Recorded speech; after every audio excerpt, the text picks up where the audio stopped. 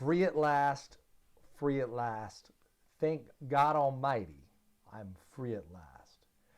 That's a famous line by Martin Luther King Jr. that he gives during the civil rights movement, talking about the freedom from segregation and racial oppression. That line comes here, though, originally from the story of the Exodus, which was probably a fitting use and analogy for the civil rights leaders to use. It's a very famous one. And this freedom here in the story of Exodus is one that goes even beyond the segregation that perhaps we've seen in our lifetime or our parents' lifetime, and even beyond the slavery, which we could think of in American history, which is horrendous. But this is a story that's even deeper, a story of freedom and oppression and being delivered not only from the bondage of physical tyranny, of physical bondage and repression, but of spiritual repression. That the Israelites here are going to be freed to go and worship their God. And God will build from them a nation, a people unto himself. So let's look at our passage. Our titles, we're on day 21. Our topic is free at last, and our passage is Exodus 14, 5 through 31. This is the crossing of the Red Sea.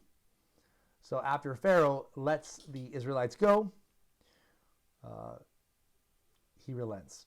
Pharaoh and the people, it says, relents, and they change their mind. Why did we let them go? Maybe we gave them too much stuff. We need them to help build all our, the pyramids or whatever here. We need them as workers, right? And probably some resentment, right? They did all this. They wreaked havoc. They need to pay. So, those are some assumptions, right? The text only says that they say, what is this we have done? We have let Israel go from serving us. So they are realizing what they're going to lose. But all the thoughts and why, we really don't know, but their hearts are changed, right?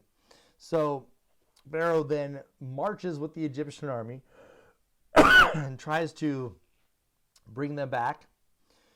But the people begin to grumble against Moses and say, have you brought us out here to die? So despite all that God's done, all the miracles, all the plagues, right?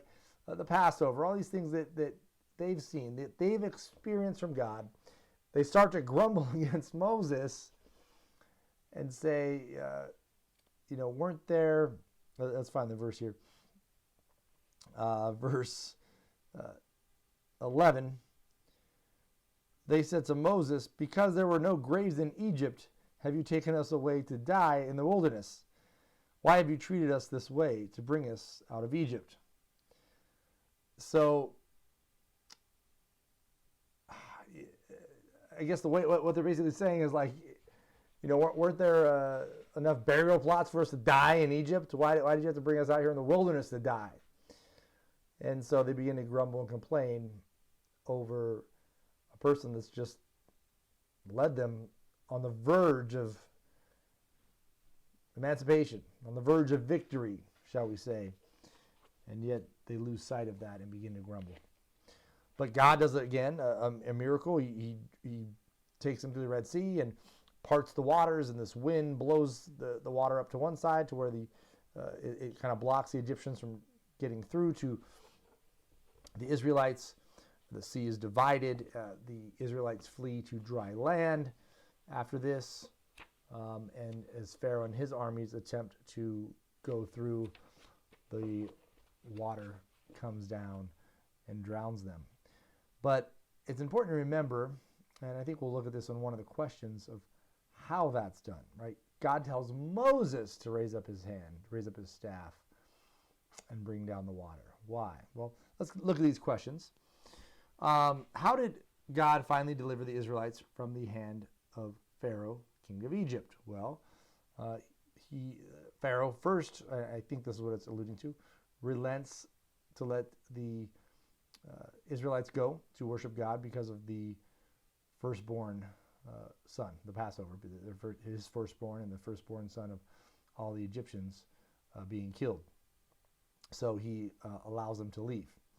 But then he comes back and changes his mind. So number 2 says, think about the characters of God, Pharaoh and Moses. A, will God always have the last word?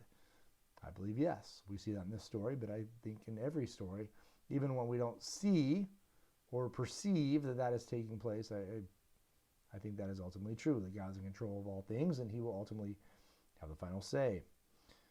But you guys, again, all these questions I'm just sharing quickly, so add to them, think about them, ponder them, throw some things back to me, right? I'd love to hear your thoughts. B, why was the Pharaoh willing to ruin Egypt by his actions? Well, I would probably say that he probably didn't think of it as ruining Egypt as it was maybe vindicating Egypt. So he knew in a certain sense he was warring against God, but he probably believed his own gods had power too, and maybe if he just proved himself or tried hard or so. You know, it's really his pride. You know, I think maybe a certain sense of him realized this can go wrong and I'm going to take everyone down with me. But I think he was angry, right? And his heart was hard. I mean, ultimately, we could point to that, right? His heart was hardened, first by himself and then by God. And God ultimately had a purpose to accomplish in Pharaoh. And he was a wicked man, deserving of death, as all mankind is. And that's where grace comes in, that God is gracious to any of us is amazing. He doesn't have to be graceful or merciful to any of us, but he is, right, to allow us to be members of his family, to accept Christ, to have revelation given to us. But with Pharaoh, he was a wicked man, deserving of wickedness, and he continued to turn against God. And finally, in a certain sense, God says, I raised you up for this purpose, that I'm going to make my power shown through you. You want to be wicked and evil, then I'll use you to that end to glorify myself. Sometimes that's hard for us to fully grasp, but that is the reality, that we're going to be used for God's glory, right? Either to magnify his judgment over the wicked or his grace and mercy over those who are righteous, or over those who he makes righteous. C, how did Moses dare to command the Red Sea to divide? Well, ultimately God told him to, right? God told him to part the sea and divide it. And I think the point I wanted to point out after that is God tells Moses, well, why doesn't God just bring down the water, right, on the Egyptians? I think it's for the people to realize. And let's look at the third question. What important lesson did Israel learn from this experience, and how did the attitude of the people change? So I think God tells Moses to, right, for him to raise his staff and bring down the water, so they will see that it is God working through Moses that's doing this act. So it's God, but it's not random. The wave didn't just crash down. It wasn't the wind that just stormed up out of the blue. God is showing Moses that for revelation to the people, that God is doing this. And they see the act of Moses, understanding that God is working through Moses, that his power may be magnified. This isn't chance, circumstance. He doesn't need God. And how did their attitude change? Well,